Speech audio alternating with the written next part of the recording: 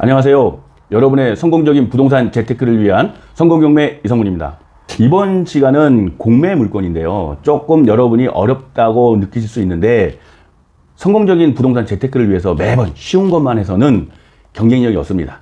오늘 물건은 공매 물건이고요. 사건 번호 2024-07093-001. 이 물건은 우선 첫 번째 건물의 용도가 근린생활시설이고 지금 301호 물건이고요. 그리고 이제 대지지분은 10.2평, 그리고 건물 면적은 58.42평입니다. 그리고 감정가 4억 6,400만 원인데 지금 이번 최저가 9,280만 원입니다. 제가 이 물건을 선정했던 가장 주된 이유가 흔한 일은 아닌데 가끔씩 이런 물건이 나와서 입찰자가 오인, 혼동하여 재산상의 큰 낭패를 보는 경우가 왕왕 있습니다. 그래서 이 물건에 우리가 주의할 내용들이 어떤 것인지를 오늘 이 시간을 통해서 살펴보기로 합니다. 이 물건은 누가 봐도 1층 상가고 2층은 아마 주거 용도로 이렇게 쓰는 경우가 많아요. 그리고 이 물건에 보면 역공역에서 멀지 않아요. 그리고 얘가 전용이 50평이 넘으니까 꽤 괜찮은 물건으로 보여지죠. 이 물건은 지금 이게 압류 재산이에요. 그래서 이 물건에 지금 나오는 게, 자, 여기 보면 집행기관은 한국자산관리공사고, 그 다음에 조세정리팀, 그러니까 이제 국세를 체납하여 진행된 물건입니다. 건축물의 용도가 근린생활시설이라고 그랬죠? 그러면 그 부분은 뭐를 보고 확인할까요? 건축물의 용도니까 얘는 당연히 건축물 대장을 봐야죠. 그러면 이제 얘가 여기를 보면 일종 근린생활시설이에요.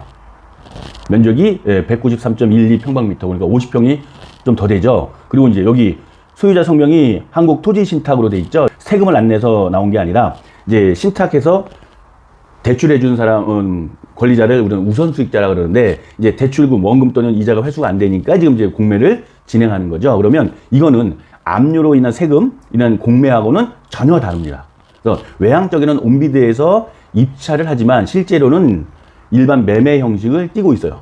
다만 이제 여기에서 뭐 관리비라든지 거기 임차인이라든지 그리고 또 뭐 명도 부분들도 우리 입찰자, 매수자 책임으로 진행을 하기 때문에 입찰 시 이 부분을 주의를 하셔야 합니다. 그러면 우리는 전유 면적과 공유 면적을 합쳐서 우리는 계약 면적, 분양 면적 또는 뭐 평형이라고 그러죠. 그러니까 예를 들어서 우리가 뭐 32평형, 뭐 34평형이라고 하지만 그 부동산의 전유 면적은 뭐 보통 85제곱미터 미만인 경우가 대부분이라서 이게 전유 부분과 그다음에 이제 계약 면적, 공유 부분을 우리는 구분할 수 있어야 합니다. 여기서 이제 공매 물건 중에서 우리가 요 내용 주의사항을 보면 이렇게 돼 있어요.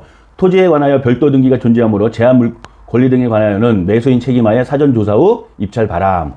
또 중요한 거 여기 있어요. 또 집합 건축물 대장, 건축물 현황 도상의 위치와 현황 출입문 표기상, 공부상, 즉 건축물 대장상은 301호이나 출입문 표기는 306호라는 거죠. 그래서 공부를 기준으로 매각하오니 사전 조사 후 입찰 바람 이랬죠.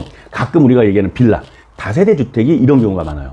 그러니까 내가 처음에 건축물 대장 신고할 때 도면을 예를 들어 우리가 바라봐서 왼쪽이 1호, 오른쪽이 2호로 신고하고는 실제 거기 이제 표기를 붙일 때는 거꾸로 붙인 거예요. 왼쪽을 2호로, 오른쪽을 1호로. 그러면 지금 내가 계약은 공부상 301호 이렇게 해놓고는 이사를 어떻게 해요? 거꾸로 302호에 다른 집에 하는 거예요. 전집은 301호로 할 수도 있죠. 그러면 실제로 이렇게 되면 어떻게 될까요? 우리 대법원 판례로 봐서는 공부상을 원칙으로 한다는 거예요. 그러면 이제 이게 무지하게 골치가 아파집니다. 경매는 대항력 있는 선순위 임차인 경우 아니면 인도명령으로 이렇게 어렵지 않게 명도를 집행할 수 있다고 하지만 공매는 인도명령 제도가 없습니다. 그러면 임차인과 협의가 안 돼서 법으로 강제하려고 하면 인도명령이라는 건 간단한 이런 방법과 절차에 의해서 시간적으로도 많이 세이브가 되는 이런 제도가 인도명령 제도인데 이걸 할 수 없고 건물 인도 소송을 해야 돼요. 그러면 아무리 짧아도 6개월 이내는 어려울 것 같고 보통 1년 그 이상도 갈 수도 있습니다. 그럼 입찰자 입장에서 어떻게 해야 되죠? 대출 받아서 난 이자를 내는 거죠. 시간이 돈이에요. 거기에 따르는 뭐 변호사 선임하고 여기다 내 신경 쓰고 이런 노력도 또한 포함될 거고요. 그걸 어떻게 해결해요. 근데 우리는 아까 그랬죠. 해결할 수 있어요. 그런데 우리는 뭐예요? 시간이 돈입니다. 그에 많은 또 신경 써야죠. 노력해야죠. 그러니까 제가 볼 땐 그만큼의 실익이 없습니다. 오늘의 내용은 지금 우리가 주거용인 줄 알고 입찰을 들어갔는데 나중에 봤더니 주거용이 아니에요. 그럼 이게 주거용이냐 아니냐는 사실상 주거 이런 것보다도 대장상 용도가 얘가 주택으로 되어 있는지 아니면 근린생활 시설인지 또는 주거용 오피스텔인지를 꼭 확인하셔야 되고, 또 두 번째는 외견상, 표현상 호수와 공부상 호수가 다를 수 있겠죠. 그러면 뭘 기준으로 해야 한다? 대장상을 기준으로 해야 한다는 것 꼭 잊지 마시기 바랍니다. 이번 시간 강의했던 것 쉬운 내용들은 아니었습니다. 꼭 주의할 것들 체크하시면서 성공적인 여러분의 재테크를 기원하고요. 구독, 좋아요, 알림 설정 잊지 마시기 바랍니다. 사랑합니다.